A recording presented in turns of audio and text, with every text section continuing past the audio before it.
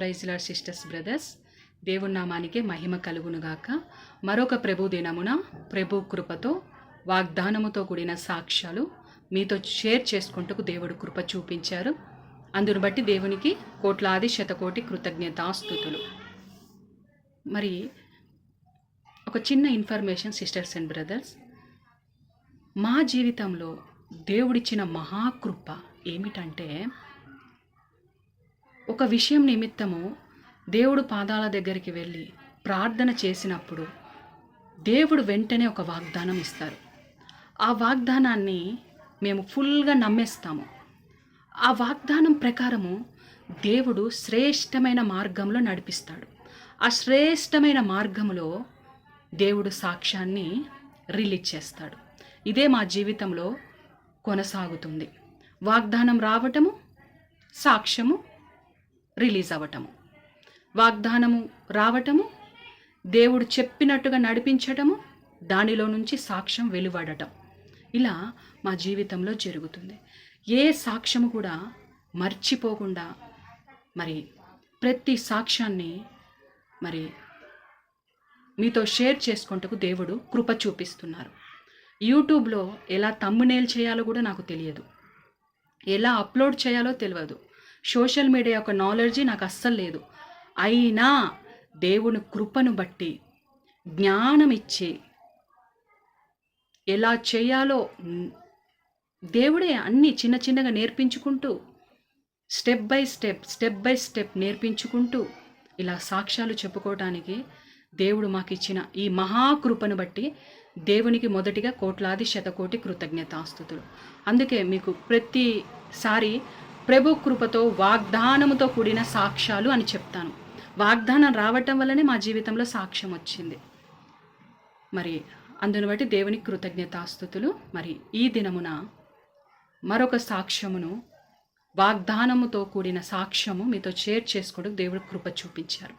మరి వాగ్దానము రాజులు 2వ గ్రంథము 7వ అధ్యాయము 8వ వచనము. ఆ కుష్ఠరోగులు దండుపేట వెలుపటి భాగమునొద్దకు వచ్చి ఒక గుడారము జొచ్చి భోజన పానములు చేసి అచ్చట నుండి వెండి బంగారములను బట్టలను ఎత్తుకొని పోయి దాచిపెట్టి ఆమెన్. మరి ఈ యొక్క వాగ్దానం ద్వారా దేవుడు మాతో మాట్లాడారు సిస్టర్స్ అండ్ బ్రదర్స్. ఏ విషయంలో అంటే, మరి జూన్ 2022లో మరి జరిగిన సంఘటన సిస్టర్స్ అండ్ బ్రదర్స్. నాకు మా ఆయన గారికి ఒక్కసారి జాబులు పోయినాయి సిస్టర్స్ అండ్ బ్రదర్స్. మా ఆయన గారికి ఏమో ఆఫీస్లో కావాలని తీసేశారు. నేనేమో ప్రెగ్నెన్సీ రిలేటెడ్ కోసం బెడ్ రెస్ట్ అన్నారు డాక్టర్ గారు. దాని నిమిత్తం నా చేతులతో నేను రిజైన్ ఇచ్చేశాను. ఇంకా 7 నెలలు దాకా మాకు జాబులు లేవు సిస్టర్స్ అండ్ బ్రదర్స్. వెతికారు మా హస్బెండ్ గారు, జాబ్స్ నిమిత్తము సెర్చ్ చేశారు, దొరకట్లేదు. అలా 7 నెలలు మేము ఇంట్లోనే ఉన్నాం సిస్టర్స్ అండ్ బ్రదర్స్. మా చుట్టాలోళ్ళకి, మా బంధువులకి ఎవ్వరికి చెప్పుకోలేదు. మేము ఓన్లీ దేవుడి వైపే మేము చూస్తున్నాము. కానీ ఒక్కటి మాత్రం నేను గమనించాను సిస్టర్స్ అండ్ బ్రదర్స్. ఇజ్రాయిల ప్రజలను అరణ్యంలో 40 సంవత్సరాలు భలేగా పోషించాడు కదా సిస్టర్స్ మన దేవుడు. అలాగనే 7 నెలలు మమ్మల్ని మంచిగా పోషించాడు సిస్టర్స్ అండ్ బ్రదర్స్. జాబులు ఉన్నప్పుడు కూడా మేము ఇంతగా తినలేదు. అలా మరి ఫ్రూట్స్, ఫ్రిడ్జ్ నిండా ఫ్రూట్స్, వెజిటేబుల్స్, మంచి మంచి ఆహారము, మరి మేము అలా తిన్నాం సిస్టర్స్ అండ్ బ్రదర్స్. దేవుడు వైపు చూసాము కాబట్టే ఈ ఆహారం మాకు దొరికింది. మరి దేవుడు కృపను బట్టి మరి మాకు దేవుడు ఎంతగానో పోషించాడు. మరి ఎలా పోషించాడో మీకు డౌట్ రావచ్చు. మరి ఆ 7 months మేము జాబ్ చేస్తున్నప్పుడు ఉన్న పిఎఫ్ డబ్బులు డ్రా చేసుకున్నాము. అదేవిధంగా రిజైన్ అయిపోయిన తర్వాత ఎవరికి బోనస్ ఇవ్వరు.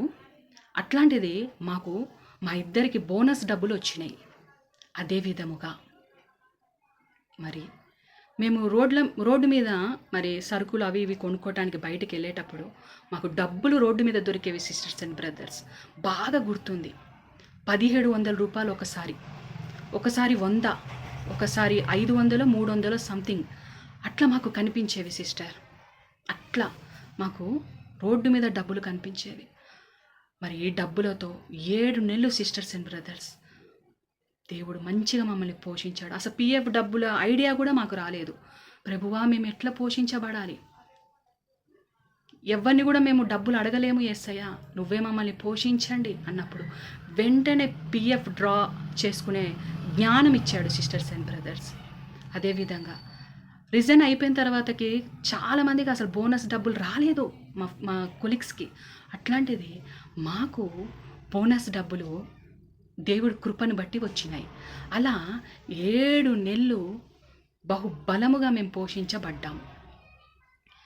నేను దేవుణ్ణి చూడగలిగాను, అసలు ఎలా పోషిస్తున్నాడో అని నేను కల్లారా చూడగలిగాను. మరి పిఎఫ్ డ్రా చేసుకునే జ్ఞానము దేవుడు ఇవ్వటం వల్లనే వచ్చింది సిస్టర్స్ అండ్ బ్రదర్, లేకపోతే కంగారు అయిపోయే వాళ్ళం మేము. అట్లా దేవుడు జ్ఞానం ఇచ్చి చక్కగా పోషించాడు 7 నెలలు. అది పర్ఫెక్ట్గా నేను రుచి చూడగలిగాను. మా పిల్లలు కూడా నేను ఇది చెప్పుకోగలుగుతాను, దేవుడే మనల్ని పోషించే దేవుడు అని నేను రూఢిగా చెప్పగలుగుతాను పిల్లలకి. అయితే 7 నెలలు జాబ్ లేనప్పుడు సిస్టర్స్ అండ్ బ్రదర్స్ మా ఆయన గారు వేరే ఒక జాబ్ సర్చింగ్ కోసం సర్చ్ చేశారు. దేవుడు కృపను బట్టి ఒక్కసారి 5 జాబులు వచ్చినాయి సిస్టర్స్ అండ్ బ్రదర్స్. 5 జాబులు వచ్చినప్పుడు 5 జాబులలో మరి దేవుడి చిత్తమైన జాబ్ ఏంటో తెలుసుకోవాలి కదా సిస్టర్స్. ఒక జాబ్ ఏమో హై శాలరీ ఉంది, ఒక జాబ్ ఏమో లో శాలరీ ఉంది, ఒక జాబ్ ఏమో దూరముగా ఉంది, ఒక జాబ్ ఏమో మా ఇంటికి వాకబుల్ డిస్టెన్స్లోనే ఉంది, ఒక జాబ్ ఏమో కొంచెం హార్డ్గా ఉంది. ఇట్లా 5 జాబ్స్ దేవుడి కృపను బట్టి మా ముందర వచ్చినాయి సిస్టర్స్ అండ్ బ్రదర్స్. అయితే ఈ 5 జాబ్స్లలో మరి ఏ జాబ్ దేవుడి చిత్తమైంది అని సెలెక్ట్ చేసుకునే విషయంలో మేము చాలా దేవుడి దగ్గర కనిపెట్టుకున్నాం సిస్టర్. శాలరీ ఎక్కువని వెళ్ళిపోవటం కాదు, మరి మంచిగా హ్యాపీగా ఉన్నది వాకబుల్ డిస్టెన్స్లో వెళ్ళిపోవటం కాదు. దేవుడికి ఇష్టమైన జాబ్ ఏంటి, మాకు క్షేమకరమైన జాబ్ ఏంటి అని దేవుడి దగ్గర పసిగట్టినప్పుడు దేవుడు ఈ వాగ్దానం ద్వారా మాట్లాడాడు సిస్టర్స్ అండ్ బ్రదర్. ఈ రాజులు 2వ గ్రంథము 7వ అధ్యాయంలో 4 కుష్ఠరోగులు ఉండేవాళ్ళంట సిస్టర్. వాళ్ళకి ద్వారబంధకము దగ్గర అంటే గేటు దగ్గర ఆ 4 కుష్ఠరోగులు అట్లా కూర్చొని ఉన్నారు. ఆ గేటు లోనకి వెళ్తే రాజులు చంపేస్తారు, గేటు బయటికి వస్తే ఫుడ్ లేక చనిపోతారు. ఎందుకంటే కరువు కాటకము జరుగుతున్న సమయం ఇది. ఈ కుష్ఠరోగులు భోజనము లేక అల్లాడిపోతున్నారు. అల్లాడిపోయే సమయంలో ఇంకా తెగించారు సిస్టర్. వాళ్ళు తెగించి దేవుడి మీద భారం వేసేసి ద్వారములోనికి వెళ్ళిపోయారు, బయటికి రాలేదు, ద్వారములోనికి వెళ్ళిపోయారు. వెళ్ళిపోయినప్పుడు వారికి భోజనములు పానము వెండి బంగారము బహు అభివృద్ధి వాళ్ళు చూడగలిగారు. దేవుడి నామానికి మహిమ కలుగునుగాక. ఈ యొక్క వాగ్దానం ద్వారా దేవుడు నాతో మాట్లాడుతున్నాడు సిస్టర్స్ అండ్ బ్రదర్స్. టీవీలో వాక్యము ద్వారా దైవజనుడిని ఉపయోగించుకొని మాట్లాడుతున్నారు. దేనికి భయపడకూడదు. మీరు వచ్చినాయా, ముందడుగు వేయండి. ఈ కుష్ఠరోగులు ఎట్లా ముందడుగు వేసి సమృద్ధిని పొందుకున్నారు, అలా నేను మీకు చూపిస్తున్న శ్రేష్టమైన మార్గంలోనికి వెళ్ళండి, నేను మీకు సమృద్ధిని ఇస్తాను అని దేవుడు మాట్లాడాడు సిస్టర్స్ అండ్ బ్రదర్స్.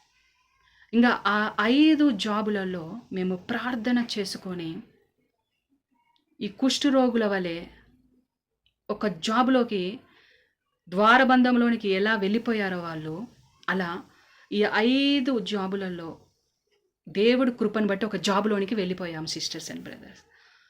ఆ జాబులో దేవుడు మహాకృపను బట్టి మా ఆయన గారికి ప్రతి విషయంలో సమృద్ధి, ప్రతి విషయంలో క్షేమము.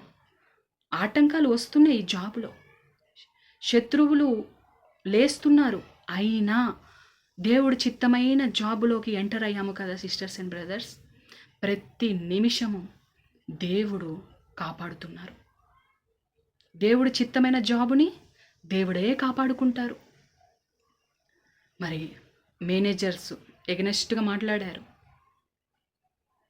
ఆ పని ఈ పని చేయమన్నారు.